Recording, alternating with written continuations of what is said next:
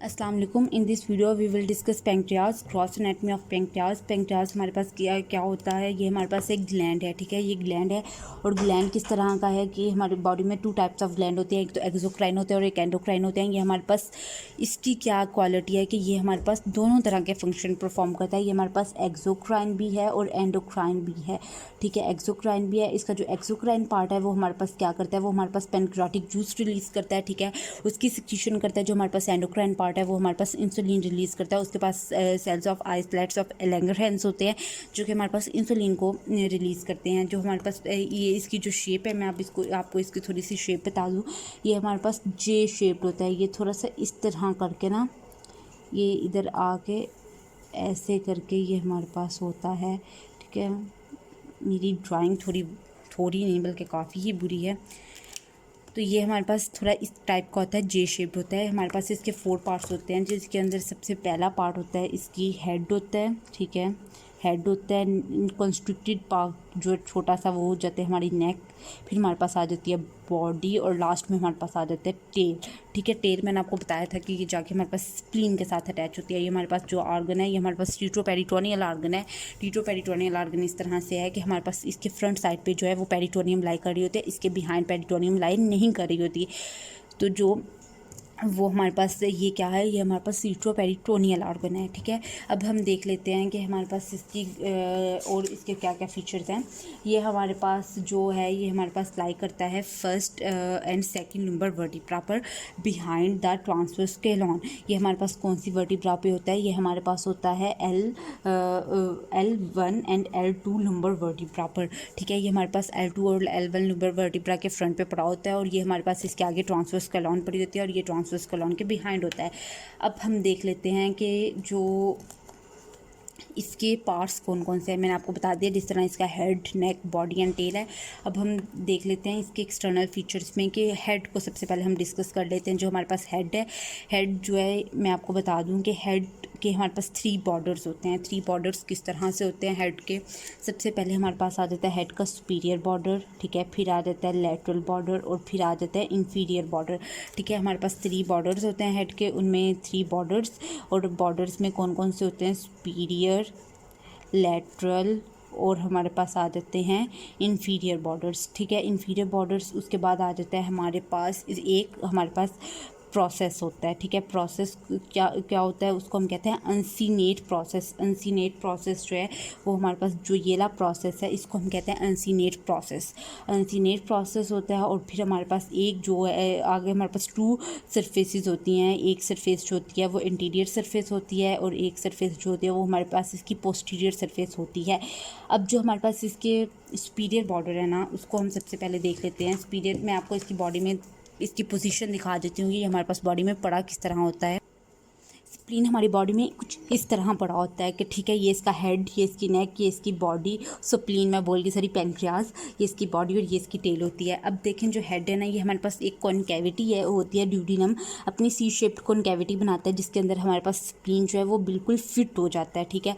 Spleen का head बिल्कुल उस कॉनकेविटी में फिट हो जाता है। जो हेड का अपर पार्ट होता है ना, वो फिर हमारे पास अपर फर्स्ट पार्ट ऑफ ड्यूडिनम के साथ रिस्पॉन्ड कर रहा होता है, ठीक है। फर्स्ट पार्ट ऑफ ड्यूडिनम के साथ हमारे पास हेड जो है वो रिस्पॉन्ड कर रहा होता है।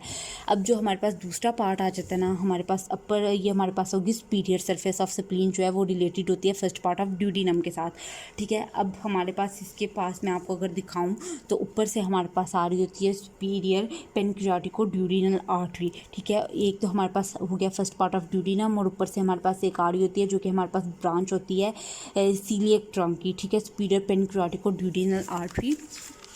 मैं आपको दिखाती हूँ, ये इसमें आपको पता चलेगा कि ये हमारे पास होती है सुप्रा गैस्ट्रोड्यूडिनल आर्टरी, इसकी ब्रांच होती है सुपीरियर पेनक्रियाटिको ड्यूडिनल आर्टरी, ठीक है। ये हमारे पास आ रही होती है सुपीरियर पेनक्रियाटिको ड्यूडिनल आर्टरी और ये हमारे पास होता है फर्स्ट पार्ट ऑफ ड्यूडिनम, ठीक है। अब हम देख लेते हैं इसका सेकंड पार्ट ऑफ जो इसका लेटरल होती है, हमारे पास लेटरल सरफेस होती है, वो हमारे पास सेकंड पार्ट ऑफ ड्यूडिनम के साथ रिस्पॉन्ड कर रही होती है, ठीक है।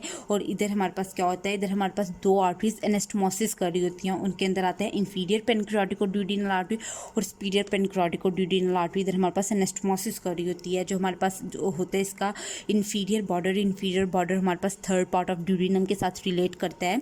और इधर जो है ये हमारे पास क्या होता है, हमारे पास ये जो पार्ट है ये हमारे पास रिलेट कर रहा होता है इंफीरियर, देखिए इंफीरियर पेनक्रियाटिकोड्यूडिनल आर्टरी के साथ। ये इंफीरियर पेनक्रियाटिकोड्यूडिनल आर्टरी के साथ ये हमारे पास रिस्पॉन्ड कर रहा होता है। और इधर थर्ड पार्ट ऑफ ड्यूडिनम होता है और इंफीरियर पेनक्रियाटिकोड्यूडिनल आर्टरी होती है।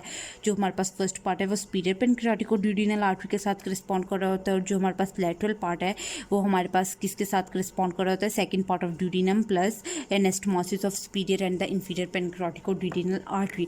अब हमारे पास ये इसके बॉर्डर्स हमने कंप्लीट कर लिए। अब हम इसकी सरफेसेस को देखते हैं। जो हमारे पास इंटीरियर सरफेस है वो उसके हमारे पास वो अबव डाउनवर्ड कैसे रिलेट करी होती है। सबसे पहले तो हमारे पास आ जाती है ड्यूडिनम, ठीक है, superior surface related to duodenum. Duodenum के बाद ये जो हमारे पास इधर ये हमारे पास निशान सा आ रहा है, मैं आपको आगे दिखाती हूँ। मे बी इधर भी नहीं है, मैं आपको अगर बॉडी इधर में हमारे पास कोई डायाग्राम हो तो मैं आपको दिखाती हूँ कि ये इधर सामने से हमारे पास ट्रांसवर्स कैलॉन, ये देखें इधर से भी कट की हुई है। ये आगे से हमारे पास इस तरह ट्रांसवर्स कैलॉन पेंक्रियाज के आगे से गुजर रही होती है, ट्रांसवर्स कैलॉन होती है। और फिर आगे से हमारे पास तीसरी जो है वो ज्यूजिनम की कॉइल्स पड़ी होती हैं इधर, ठीक है।